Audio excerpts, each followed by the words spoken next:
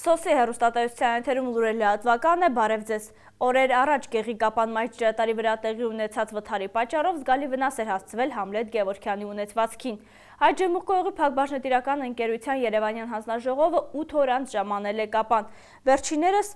հաշվարկեցին հասցված վնասի չափերը, առաջիկայում պետք է կազմվի համապատասխան փոխհատուցման չափը։ Հոկտեմբերի 10-ին Գեղիկապան մայր ջրատարի վրա տեղի ունեցած վթարը զգալի վնաս էր հասցրել Համլետ Գևորգյանի ունեցվածքին։ Ջրի ուժեղ շիթը վնասել էր ճանապարհի մյուս կողմում գտնվող տունն ու խանութը։ 40 րոպեից ավելի գետնի տակից եկող շիթը ամբողջովին լցվել էր տան նկուղային հարկն ու սենյակները, խանութը փչացնելով նաև ներսում եղած գույքը։ 8 օր անց Հայ ջրմուղկոյուղի փակbaşնետիրական ընկերության Երևանյան հանձնաժողովը Կապան է ժամանել։ Վերջիններիս խոսքերով ընդամենը 1 օր առաջ են ստացել տուժողի դիմումը, այդ իսկ պատճառով հիմա են եկել վնասի չափերը գնահատելու։ Հանձնաժողովի անդամները վրդովվեցին մեր այցից, նշելով, որ եկել են լավ գործ անելու, մինչդեռ մենք էլ մեր աշխատանքն է կատարում լուսաբանելով ստեղծված իրավիճակը։ Շրջելով առանձնատանն ու խանութում հանձնաժողովականներն ու տանտերը փոխզիջման եզրեր էին ման գալիս։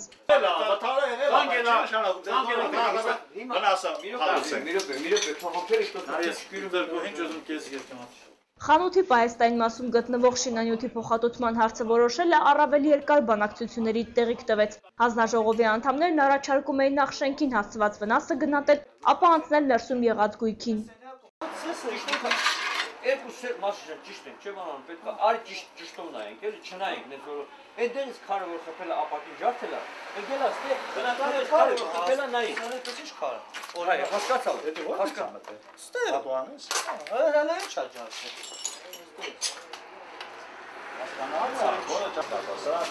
Էսի կտորով չեն տալիս, ես որ կտորով խոսքին, ապեն մի կտորը սա երկու ասած դրա։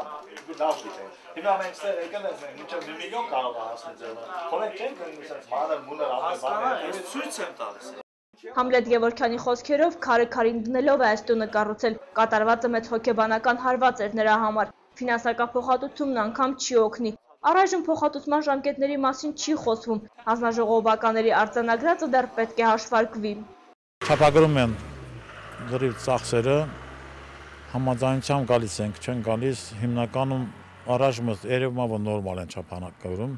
ինչ կա, ինչ եղել է։ Շինանյութերն էլ հիմնականում մի մասը բնակիչներ իմ խնամի եւ բարեկամ ընկերներս մի մասը հանետարերն են, մնացել է մոտավորապես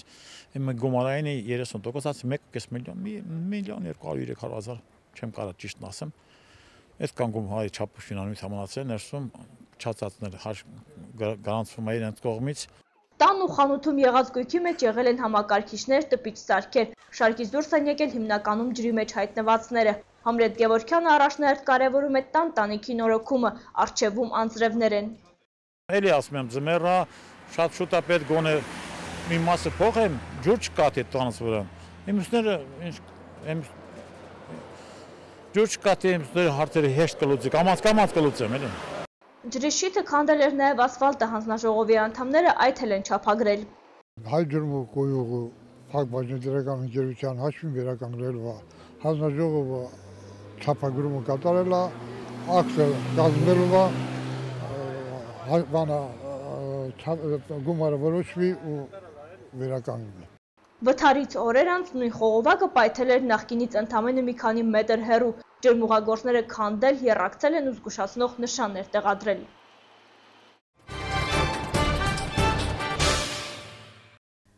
Արցախյան պատերազմից տուժած Կորնիձորում անցած տարիներին քիչ խնդիրներ չեն լուծվել, հիմնականում փոքր ծրագրեր են իրականացվել, սակայն առավելապես անասնապահությունից ու հողագործությունից եկամուտ ստացող գյուղացիների համար հրատապ է մնում սերմերի, թունաքիմիկատների և գյուղտեխնիկայի խնդիրները։ Արցախյան գոյամարտից հետո, երբ թշնամու կրակակետերից մի քանի 100 կիլոմետր հեռավորության վրա գտնվող Կորնիձոր գյուղն անընդհատ ռմբակոծվում էր, լուրջ աշխատանք էր պետք տանել գյուղի բարոյահոգեբանական վիճակն ու կենսապայմանները բարելավելու ուղղությամբ։ Վերջին տարիներին այդ առումով զգալի ծրագրեր են իրականացվել։ Գյուղն այժմ ամբողջովին գազաֆիկացված է, լուծվել է նաև 24-ժամյա ջրամատակարարման հարցը։ Գյուղապետ Սուրեն Սիմոնյանի խոսքերով առաջնային նշանակության հիմնախնդիրներն արդեն լուծվել են։ Կարողացանք գյուղը գազը հասնել գյուղ, ամբողջությամբ գյուղը գազաֆիկացնել, կարողացանք ջուրը, խմելու ջուրը մասնախոսքը վերաբերում, ջուրը հասնել Կորնիձոր եւ 24 ժամյա ջրամատակարարում ունենալ։ Սա առանձնահատուկ ու տնային տնտեսությունների խոհանոցին կանանց անմիջապես մեծ աջակցություն էր։ Սոցներդրումների հիմնադրամի միջոցներով հիմնովին վերանորոգվել ու ջեռուցվել է համայնքապետարանի շենքը, միջոցառումների կազմակերպման համար գործում է 200 տեղանոց դահլիճ։ Կարողացանք որոշակի փոքր ծրագրերով աշխատանքներ կատարել, փողոցների բարեկարգում, ասֆալտապատում, համայնքի կենտրոնի կառուցում, հրապարակի կառուցում, իհարկե հրապարակը չենք ավարտվել, ինչպես տեսակ, աշխատանքներ կան, իսկ բարերար Կորնձորի բարերար Սպարտակ Հակոբյանի միջոցով կարողացանք հանդեսությունների սրահ կառուցել ուրախությունների դժբախտությունների համար։ Մի քանի օրից համայնքի ղեկավարի պաշտոնը կզբաղեցնի արդեն նորընտիր համայնքապետը։ Արկադիա Խաչատրյանն ասում է, որ առաջնահերթ մտածելու է Արցախյան գոյամարտի ընթացքում ավերված տների վերականգնման ու գյուղի բարոյահոգեբանական վիճակի բարելավման հարցերով։ Պատահական չէ, որ այսօր մեր գյուղում շուրջ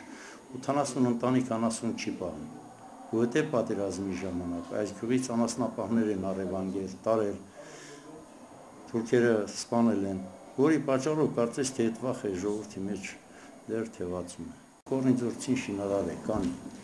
պարզապես մնում է պետության մի քիչ աջակցությունը, մնում է համապատասխան վերաբերմունք, որ կարողանան շինարարական մատերիալի թեթև գները, որպեսզի մարդիկ կարողանան աշխատել ստեղծել։ Չնայած առաջադիմական մի շարք ծրագրեր են իրականացվել, այնուամենայնիվ դեռ բազմաթիվ խնդիրներ կան գյուղում։ Կորնիձորցու հիմնական եկամուտը անասնապահությունից ու հողագործությունից է ստացվում, սակայն այս հարցում գյուղացին պետության աջակցության կարիքը խիստ ունի։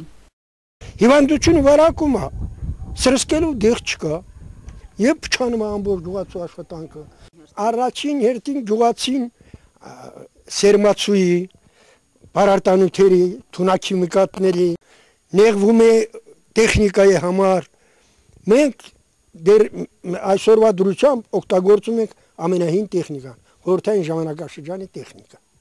Գյուղում լուծման կարիք ունեցող խնդիրների շարքում է նաև մշակույթի տան կառուցման հարցը, իսկ գյուղը միջպետական ճանապարհին կապող անմխիթար վիճակում գտնվող ճանապարհահատվածի նորոգման հարցն առաջիկայում կլուծվի։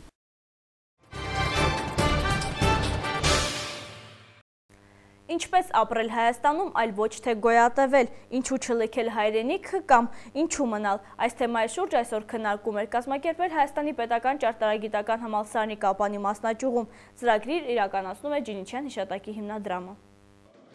Արժե արդյոք Հայաստանում ապրել, ինչպիսի ապագա է սպասում բարձրագույն կրթությամբ երիտասարդին կամ արդյոք կարիք կա արտերկիր մեկնելու։ Այս հարցերի պատասխաններն էին փորձում գտնել Հայաստանի պետական ճարտարագիտական համալսարանի Կապանի մասնաճյուղի ուսանողներին այսօր։ Կողմ եւ դեմ թիմերի բաժանված երիտասարդները բանավեճի միջոցով փորձում են իրենց տեսակետները բարձրաձայնել։ Արտերկիր մեկնելուն կողմ թիմը տարբեր վիճակագրական տվյալների միջոցով փորձում էր համոզել մյուս ուսանողներին, թե Հայաստանում ապրելն ու աշխատելը մեծ դժվարությունների հետ է կապված։ Ամեն տեղ աշխատանքային փորձ է հարկավոր, իսկ որտեղ աշխատել, պետությունը ոչինչ չի ձեռնարկում երիտասարդ ընտանիքներին աջակցելու գործում։ Դեմ կողմն էլ իր փաստարկներն էր բերում, կան արժեքներ, որ օրվա հացից էլ կարևոր են։ Արտագաղթի հիմնական պատճառները սոցիալական վատ պատճառներն են, 15%-ի կարծիքով համատարած ապօրինությունը, 13%-ի կարծիքով աշխատանքի բացակայությունը, 10%-ի կարծիքով ընտրական իրավունքների բացակայությունը, 6%-ի կարծիքով աշխատավարձի անբավարարվածությունը, 6%-ի կարծիքով բնակարանային վատ պայմանները, 2%-ի պատճառով ազգային մենթալիտետը, 1%-ի կարծիքով այլ պատճառներ։ Իսկ ինչու չեն կարող վերադառնալ Հայաստան եւ այդ բոլոր բարեկեցիկ կյանքը ստեղծել հենց Հայաստանում եւ ապրել զարգացնել իրենց Հայաստանը, քան արտերկրում։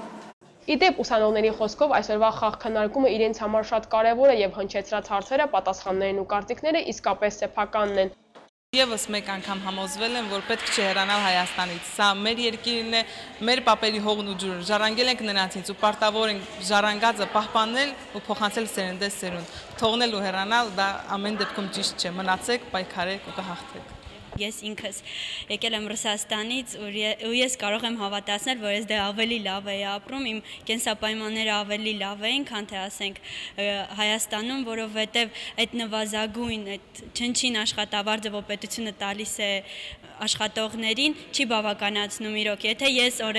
հենց ամսվա մեջ 15,000 տամ մենակ տրանսպորտին, որ գամ հասնեմ դասցի, այդ ժամանակ օրինակ ծնողս ոնց կարողանա հասցնել։ Քննարկումը եզրափակվեց դատավորների վճռով, կողմ եւ դեմ թիմերը հաղթողներ ճանաչվեցին, սակայն դատավորներին այդքան էլ չգոհացին պատասխանները, թե դրան ձևակերպումները, թե գրագիտությունը։ Ծրագիրը իրականացնում է Ջինիշյան հիշատակի հիմնադրամը, նպատակն է նպաստել ուսանողների քաղաքացիական ներգրավվածությանը։ Այն անցկացվել է հանրապետության 7 քաղաքների բուհերում, ֆինանսավորումը կատարվում է ԵԱՀԿ-ի կողմից։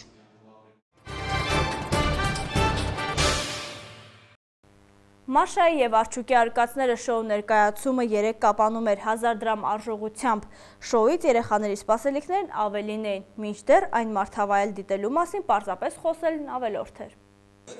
Երկար սպասված Մաշայի եւ Արջուկի արկածները շոու ներկայացումը 3 կապանում էր, եթե իհարկե դա կարելի էր ներկայացում համարել։ Դերասանական խաղ գրեթե չկար։ Մաշայի եւ Արջուկի հագուստով ինչ-որ մարդիկ այսօր այն կողմ էին ցածկոտում ու վազվզում, իսկ Արջի ահա սարսուռ ձայնը փոքրիկներից շատերին վախեցրեց։ Դժվար թե այս ներկայացումից տպավորված երեխաները կարողանան կրկին դիտել մուլտֆիլմը, չէ՞ որ ցանկացած մուլտֆիլմ ցուցադրելիս տեխնիկային ներկայացում բեմադրելիս կամ անգամ հեքիաթ պատմելիս առաջին հերթին ուշադրություն է դարձնում կերպարների չափերին, ձայնային էֆեկտներին եւ այլն։ Հանդիսատեսները փոքրիկներ են։ Էլ չենք խոսում Արջի գլուխը պոկվելու մասին։ Սա վկայում է ներկայացման կազմակերպիչների անփորձության կամ էլ ընդհանրապես թատրոնի հետ կապ չունենալու մասին։ Մեր նկարահանող խումբը դրանում համոզվեց շոուից 5 րոպե առաջ, երբ մարզահագուստով ինչ-որ մի երիտասարդ մաստակը եւ ծխախոտը բերանում մեզ մոտեցավ ու հրաժարվեց ընդհանրապես որևէ տեղեկություն հաղորդելուց։ Իսկ ճակերտավոր դերասաններին պարզապես արգելվում էր նկարել։ Եվս մեկ անգամ համոզվեցինք, որ երեխաներին հնարավոր չէ խաբել։ 30 րոպե անց ներկայացումը այլևս չհետաքրքրեց։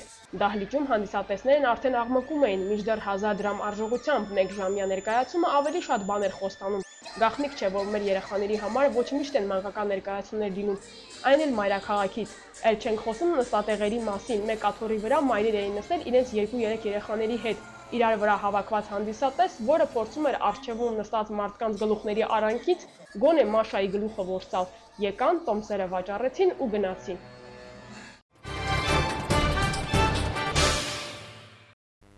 Ամառային արձակուրդի օրերին Կապանի ամերիկյան անկյունում ջազի մասին միջոցառում էր կազմակերպել, որին մասնակից երիտասարդները խնդրել էին անդրադառնալ նաև երաժշտական ռոք ոճին։ Կազմակերպիչները հաշվի առան երեխաների ցանկությունները, սակայն այս անգամ եւս վերջիններիս շրջանում ակտիվություն չնկատվեց։ Ռոքն ազատության դրսևորում, ապրելակերպ, թե պարզապես երաժշտական ոճ։ Սովետական տարիներին այս ժանրն արգելված էր համարվում եւ մարդիկ թաքուն ու մի կերպ էին ձեռք բերում ռոքի նախապապերի, Led Zeppelin-ի, Deep Purple-ի, Pink Floyd-ի եւ նույնիսկ Beatles-ի սկավառակները։ Այժմ արգելքներ չկան եւ մարդու հնարավորություններն անսահման են ցանկացած տեղեկատվություն ստանալու համար, սակայն կարծես դրա հետ մարել է այն եռանն ու հետաքրքրությունն, ինչ ունեին մեր ծնողները։ Դեռահասների ստվարզանգվածը բավարարվում է նրանով, ինչ մատուցվում է հեռուստատեսությամբ եւ այլընտրանքային բազմազանություն չի ձևավորվում։ Միջոցառման կազմակերպիչ Կատերինա Գաբրելյանի խոսքով ժամանակ առ ժամանակ պետք է հնարավորություններ ստեղծվեն դպրոցականներին ծանոթացնելու նաեւ այն իրականությանը, որը դուրս է հեռուստացույցի էկրանից։ Կազմակերպել ենք ռոք միջոցառում, այսինքն ռոք երաժշտությանը վերաբերող միջոցառում ու նպատակը էլի երիտասարդների մեջ ներմուծել նոր երաժշտություն, ոչ թե նոր, արդեն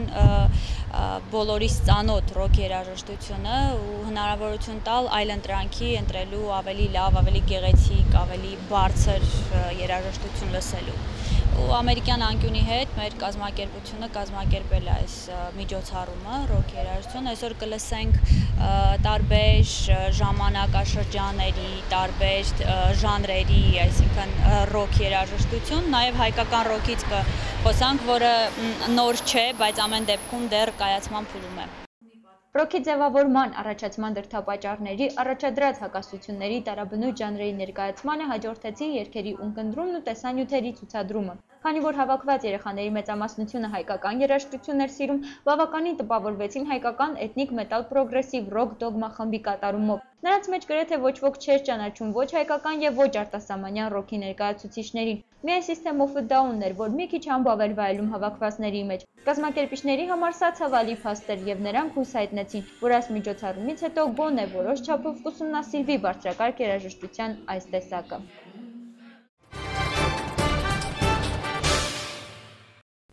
Այժմ ժամի համանախատեսել ենք այսքան ցտեսություն եւ ամենայն բարիք։